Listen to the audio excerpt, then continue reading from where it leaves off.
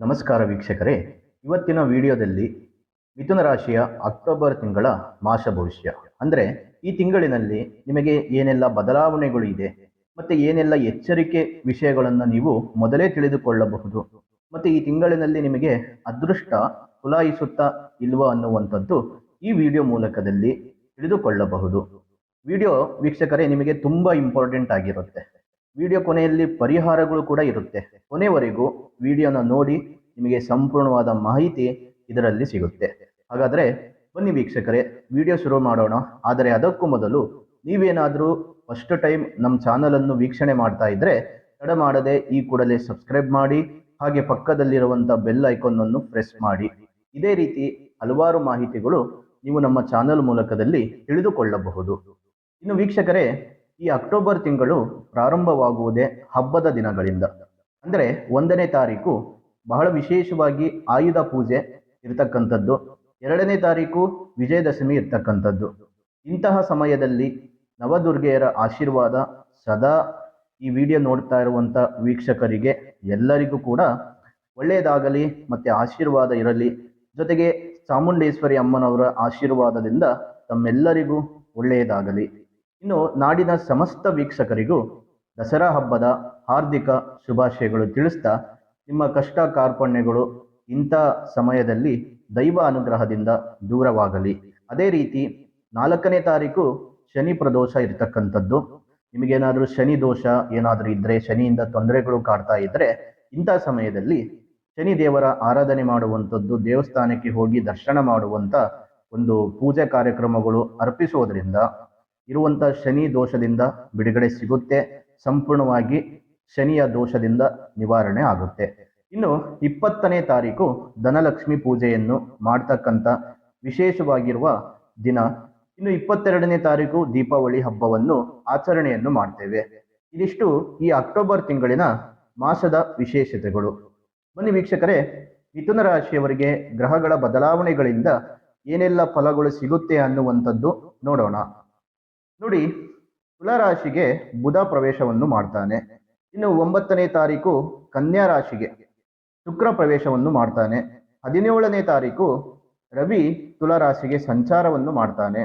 ಇನ್ನು 18ನೇ ತಾರೀಕು ಕಟಕ ರಾಶಿಗೆ ಗುರು ಸಂಚಾರವನ್ನು ಮಾಡ್ತಾನೆ. ಅದೇ ರೀತಿ 24ನೇ ತಾರೀಕು ವೃಶ್ಚಿಕ ರಾಶಿಗೆ ಬುಧ ಪ್ರವೇಶವನ್ನು ಮಾಡ್ತಾನೆ. ಮತ್ತೆ 27ನೇ ತಾರೀಕು ವೃಶ್ಚಿಕ ರಾಶಿಗೆ ಕುಜ ಪ್ರವೇಶವನ್ನು ಮಾಡ್ತಾನೆ. ಇದಿಷ್ಟು ಈ ತಿಂಗಳಿನಲ್ಲಿ ಗ್ರಹಗಳ ಬದಲಾವಣೆಗಳು ಆಗ್ತಕ್ಕಂಥದ್ದು. ಇನ್ನು ಮಿಥುನ ರಾಶಿಯವರಿಗೆ ಈ ಅಕ್ಟೋಬರ್ ತಿಂಗಳಿನಲ್ಲಿ ಯಾವ ರೀತಿ ಫಲಗಳು ಇದೆ ಅನ್ನುವಂಥದ್ದು ನಾವಿಲ್ಲಿ ತಿಳಿದುಕೊಳ್ಳೋಣ. ನೋಡಿ, ಮಿಥುನ ರಾಶಿಯವರಿಗೆ ನಕ್ಷತ್ರಗಳು ಬಂದು ಮೃಗಶಿರ ನಕ್ಷತ್ರ, ಆರಿದ್ರ ಮತ್ತು ಪುನರ್ವಸು ನಕ್ಷತ್ರ. ಈ ನಕ್ಷತ್ರಗಳು 3 ನಕ್ಷತ್ರಗಳು ಮಿಥುನ ರಾಶಿಯವರಿಗೆ ಒಳಗೊಂಡಿರುತ್ತೆ ಮತ್ತು ಈ ರಾಶಿಯ ಅಧಿಪತಿ ಬುಧ ಆಗಿರ್ತಾನೆ. ಇನ್ನು ಅಕ್ಟೋಬರ್ ತಿಂಗಳಿನಲ್ಲಿ ಮಿಥುನ ರಾಶಿಯವರಿಗೆ ಗುರು ನಿಮ್ಮ ರಾಶಿಯಿಂದ ಮುಂದಿನ ರಾಶಿಗೆ ಪ್ರವೇಶವನ್ನು ಮಾಡ್ತಾ ಇದ್ದಾನೆ. ಅಂದರೆ ಕರ್ಕಾಟಕ ರಾಶಿಗೆ ಪ್ರವೇಶವನ್ನು ಮಾಡ್ತಾ ಇದ್ದಾನೆ. ಹಾಗಾದರೆ ಗುರುಬಲ ನಿಮ್ಮ ರಾಶಿಗೆ ಇದೆಯಾ ಅಂತ ಯೋಚನೆ ಮಾಡ್ತಾ ಇದ್ರೆ ಖಂಡಿತವಾಗಿಯೂ ಗುರುಬಲ ಒಂದು ಸ್ವಲ್ಪ ಪ್ರಮಾಣದಲ್ಲಿ ನಿಮಗೆ ಸಿಗ್ತಕ್ಕಂಥದ್ದು. ಅದು ಕೆಲವೇ ದಿನಗಳು ಮಾತ್ರ. ಇನ್ನು ಮತ್ತೆ ವಾಪಸ್ಸು ನಿಮ್ಮ ರಾಶಿಗೆ ಗುರು ಪ್ರವೇಶವಾಗ್ತಾನೆ. ಹಾಗಾಗಿ ಈ ಒಂದು ತಿಂಗಳಿನಲ್ಲಿ ಮಿಥುನ ರಾಶಿಯವರಿಗೆ ಕೆಲಸ ಕಾರ್ಯಗಳಲ್ಲಿ ಸ್ವಲ್ಪ ಪ್ರಗತಿ ಕಂಡು ಬರುತ್ತೆ. ಆರ್ಥಿಕವಾಗಿ ಪರಿಸ್ಥಿತಿ ಸ್ವಲ್ಪ ಉತ್ತಮಗೊಳ್ಳುತ್ತೆ. ಆದರೆ ಹಣಕಾಸು ನಿಮಗೆ ಈ ತಿಂಗಳು ಎಷ್ಟೇ ಸಂಪಾದನೆ ಮಾಡಿದರೂ ಕೂಡ ಕೈಯಲ್ಲಿ ಹಣ ಉಳಿಯುವುದಿಲ್ಲ. ಇದರಿಂದ ಆರ್ಥಿಕ ವಿಚಾರದಲ್ಲಿ ಒತ್ತಡಗಳು, ಪರಿಣಾಮಗಳು ನಿಮ್ಮ ಮೇಲೆ ಬೀಳುವಂಥ ಸಾಧ್ಯತೆಗಳಿದೆ. ಹಾಗಾಗಿ ತೀರಾ ಅಗತ್ಯವಿರೋದಕ್ಕೆ ಮಾತ್ರ ಹಣವನ್ನು ಖರ್ಚು ಮಾಡಿ, ಬೇಡದೇ ಇರುವಂಥ ವಸ್ತುಗಳಿಗೆ ಹಣವನ್ನು ಖರ್ಚು ಮಾಡಿ ನೀವು ಸಮಸ್ಯೆಗಳಲ್ಲಿ ಸಿಲುಕಬೇಡಿ. ಎಚ್ಚರ ಸ್ವಲ್ಪ ವಹಿಸಬೇಕಾಗುತ್ತೆ. ಹಣದ ವಿಚಾರದಲ್ಲಿ ಸ್ವಲ್ಪ ಯಾಮಾರಿದ್ರೆ ಸಾಲದ ಸುಳಿಯಲ್ಲಿ ಸಿಲುಕುತ್ತೀರಿ. ಒಂದಿಷ್ಟು ಕಷ್ಟ ಕಾರ್ಪಣ್ಯಗಳು ಮಿಥುನ ರಾಶಿಯವರಿಗೆ ಈ ತಿಂಗಳಿನಲ್ಲಿ ಕಂಡು ಬರುತ್ತೆ. ಬಹಳಷ್ಟು ಧೈರ್ಯದಿಂದ ನೀವು ತಿಂಗಳು ಜೀವನ ನಡೆಸಬೇಕು. ಮತ್ತೆ ವಿಪರೀತ ಸುತ್ತಾಟದಿಂದ ಅನಾರೋಗ್ಯ ಉಂಟಾಗದಂತೆ ಎಚ್ಚರ ವಹಿಸಿ. ಸಿವಿಲ್ ಇಂಜಿನಿಯರಿಂಗ್ ಕೆಲಸ ಮಾಡುವಂಥವರಿಗೆ ಸ್ವಲ್ಪ ಲಾಭ ಬರುವ ಸಾಧ್ಯತೆಗಳಿದೆ.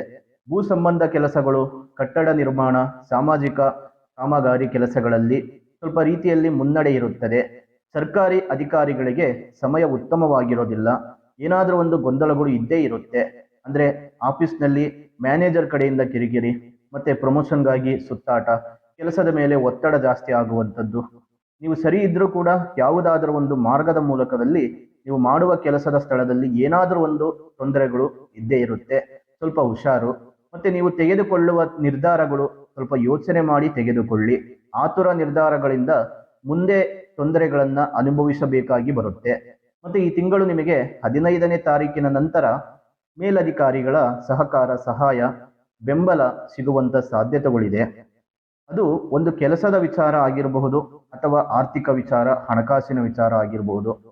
ಮತ್ತೆ ನೀವು ಎರಡೆರಡು ಕೆಲಸಗಳನ್ನ ಒಟ್ಟಿಗೆ ಮಾಡಲು ಹೋಗಿ ನೀವೇ ಸಮಸ್ಯೆಗಳಲ್ಲಿ ಸಿಲುಕುತ್ತೀರಿ. ಹಾಗಾಗಿ ಯಾವುದೇ ಕೆಲಸ ಮಾಡಿ ಒಂದರ ಕಡೆ ಸ್ವಲ್ಪ ಗಮನ ಕೊಡಿ. ಮತ್ತೆ ಬೇರೆ ಕೆಲಸ ಕಾರ್ಯಗಳಲ್ಲಿ ನೀವು ಫೋಕಸ್ ಮಾಡಿದ್ರೆ ನೀವು ಮಾಡುವಂತ ಕೆಲಸದಲ್ಲಿ ಆಸಕ್ತಿ ಹೋಗುತ್ತೆ. ಅಂದುಕೊಂಡ ಕೆಲಸ ಕಾರ್ಯಗಳು ಯಾವುದು ಪೂರ್ಣಗೊಳ್ಳುವುದಿಲ್ಲ. ಮತ್ತೆ ಆತ್ಮೀಯರು ನಿಮ್ಮಿಂದ ಈ ತಿಂಗಳು ದೂರವಾಗುವ ಸಾಧ್ಯತೆಗಳು ಇದೆ. ನಿಮ್ಮ ನಡುವೆ, ಅವರ ನಡುವೆ ಯಾವುದೇ ತೊಂದರೆಗಳು ಇಲ್ಲದೆ ಇದ್ದರೂ ನಿಮ್ಮ ಸ್ನೇಹಿತರು ನಿಮ್ಮಿಂದ ದೂರವಾಗುವ ಸಾಧ್ಯತೆಗಳು ಇದೆ. ಇದರ ಬಗ್ಗೆ ತಲೆ ಕೆಡಿಸಿಕೊಳ್ಳಬೇಡಿ. ನೀವು ಒಂದಿಷ್ಟು ಹಣ ಸಂಪಾದನೆ ಮಾಡಿದರೆ ನಿಮಗೆ ಎಲ್ಲವೂ ಕೂಡ ಸಿಗುತ್ತೆ. ಮೊದಲು ನಿಮ್ಮ ಜೀವನದ ಬಗ್ಗೆ ಸ್ವಲ್ಪ ಈ ತಿಂಗಳು ಗಮನ ಕೊಡಿ. ಇನ್ನು ನಿಮ್ಮ ಆಸ್ತಿ ವಿಚಾರದಲ್ಲಿ ಇದ್ದಂಥ ಕಲಹಗಳು, ತೊಂದರೆಗಳು ಅವೆಲ್ಲವೂ ಕೋರ್ಟಿನ ಮೆಟ್ಟಿಲುವರೆಗೂ ಹೋಗುವ ಸಾಧ್ಯತೆಗಳು ಇದೆ. ಮತ್ತೆ ದಾಂಪತ್ಯ ಜೀವನದಲ್ಲಿ ಒಂದಿಷ್ಟು ಕಿರಿಕಿರಿ ಬರುತ್ತೆ. ಮಾನಸಿಕವಾದಂಥ ಚಿಂತೆ, ಯಾತನೆ ಈ ತಿಂಗಳು ಪಡುತ್ತೀರಿ. ಇದರಿಂದ ಮನೆಯಲ್ಲಿ ನೆಮ್ಮದಿ ಅನ್ನುವಂಥದ್ದು ಬರುವುದಿಲ್ಲ. ಮತ್ತೆ ಜೊತೆಗೆ ವ್ಯಾಪಾರದ ಸ್ಥಳದಲ್ಲಿ ನೀವು ಅಂದುಕೊಂಡಂತ ಲಾಭ ಸಿಗೋದಿಲ್ಲ. ಇನ್ನೊಂದು ಖುಷಿಯಾದ ವಿಚಾರ ಏನಂದ್ರೆ, ಹೆಣ್ಣು ಮಕ್ಕಳಿಗೆ ಈ ತಿಂಗಳು ಸಂತಾನ ಭಾಗ್ಯ ಸಿಗುವ ಸಾಧ್ಯತೆಗಳು ಇದೆ. ಈ ತಿಂಗಳು ಮಿಥುನ ರಾಶಿಯವರು ಪ್ರತಿಯೊಂದು ವಿಷಯಗಳಲ್ಲಿಯೂ, ಪ್ರತಿಯೊಂದು ಕೆಲಸಗಳಲ್ಲಿಯೂ ಗಮನ ಹರಿಸಿ ಕೆಲಸ ಮಾಡಬೇಕು. ಸ್ವಲ್ಪ ತೊಂದರೆಗಳು ಬರುತ್ತೆ, ಆದರೂ ಕೂಡ ಅದಕ್ಕೆ ಒಂದಿಷ್ಟು ಪರಿಹಾರಗಳನ್ನ ನಾವು ನಿಮಗೆ ಈ ವಿಡಿಯೋದಲ್ಲಿ ತಿಳಿಸ್ಕೊಡ್ತೇವೆ. ಅದನ್ನ ಫಾಲೋ ಮಾಡಿಕೊಳ್ಳಿ.